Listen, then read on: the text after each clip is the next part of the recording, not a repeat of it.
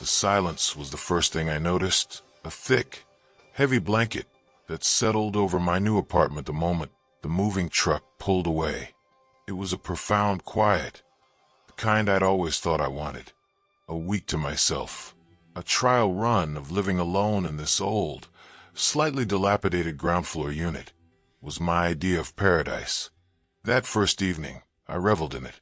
I ate cereal for dinner, left my plate in the sink, and stretched out on the bare floor, listening to the absolute nothing. It was perfect, until it wasn't. The first knock came at 3:17 a.m. I know because the digital clock on my microwave burned the number into my sleep-drunk mind. It wasn't a polite, tentative rap. It was 3 sharp, deliberate blows on the front door. Bam, bam, bam.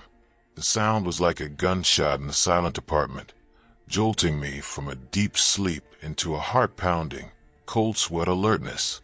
I lay frozen, my ears straining, my entire body rigid. There was no follow-up, no doorbell, no voice calling out, no footsteps retreating on the concrete walkway outside. Just that heavy, authoritative knocking, and then a return to the crushing silence. I told myself it was a mistake, a drunk neighbor, a prank.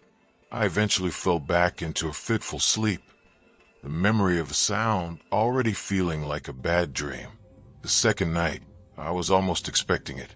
I'd spent the day jumping at every creak and groan of the old building, trying to convince myself it was normal. When the knocks came, again at 3:17 a.m., a cold dread seeped into my bones. Bam, bam, bam. It was the same pattern, the same brutal force. This time, I forced myself to move. My legs were leaden as I crept to the front door. My breath held. I didn't dare look through the peephole, terrified of what I might see staring back. Instead, I pressed my ear against the cool wood.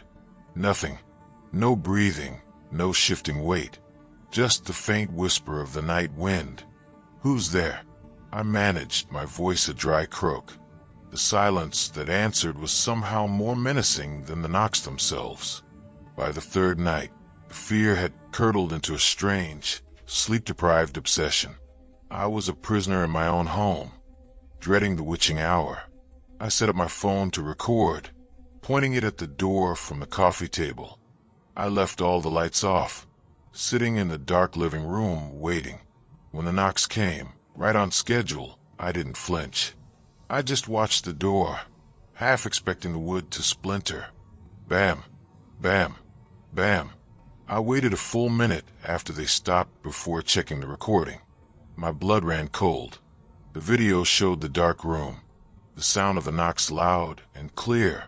But in the silence that followed, just before I stopped the recording, there was a new sound. A soft, wet scratching, like a fingernail being dragged slowly down the other side of the door. I didn't sleep after that. I called the landlord the next morning, my voice shaking as I described the nightly visitor. He was dismissive. "Probably kids," he said, "or the old pipes settling. This building talks at night." But pipes don't knock in a perfect, repeating triad, and kids don't have the patience or the malevolent precision to do it every night at the exact same time. That night, the fourth night, I barricaded the door, pushing a heavy armchair against it. It felt pathetic, a child's defense against something that felt ancient and knowing. The knocks came, and with them a new horror, a faint, whispering breath from the other side of the keyhole, a sound like dry leaves skittering across pavement. On the fifth night, I broke my own rule. I looked through the peephole. The hallway light was motion-activated and had long since turned off, leaving only the faint green glow of the exit sign at the far end. As the clock ticked over to 3:17 a.m., I saw the shadow fall over the fisheye lens first, blotting out the green light. Then the knocks came, shaking the door in its frame. And in the fractured, distorted view of the peephole, I saw it. There was no face, no body, just a shapeless, profound darkness, deeper than the night around it. standing right where a person would stand. And in the center of that darkness, for just a split second, I saw a single, bloodshot eye, wide and unblinking, staring directly back at me through the tiny glass lens. I screamed and stumbled back, scrambling away from the door on my hands and knees. The knocks didn't stop this time. They became a frantic, pounding rhythm, a storm of fury against the wood. The chair I'd used as a barricade skittered an inch forward with each impact. I hid in my bedroom, clutching a kitchen knife, listening to the assault until it abruptly ceased, leaving only the echo of violence and the sound of my own ragged sobs. The sixth night, I didn't wait. I spent it in a motel 20 miles away, jumping at every sound. The memory of that single, horrible eye burned onto the back of my eyelids. Tonight is the 7th night. I'm back in the apartment. I don't know why. A morbid need to see it through, perhaps, to prove to myself that it's real. The clock on the microwave reads 3:16 a.m. The silence is absolute, a held breath.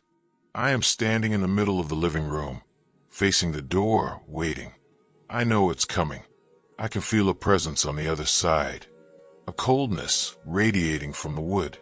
The clock changes, 3:17 a.m., but there is no knock. Instead, the doorknob begins to turn, slowly, deliberately, and from the other side of the door, I hear a sound that makes my soul shrivel. It's my own voice, recorded from one of my terrified whispers days before, now played back in a hollow, mocking sing-song. "Who's there?" it whispers. The lock clicks open.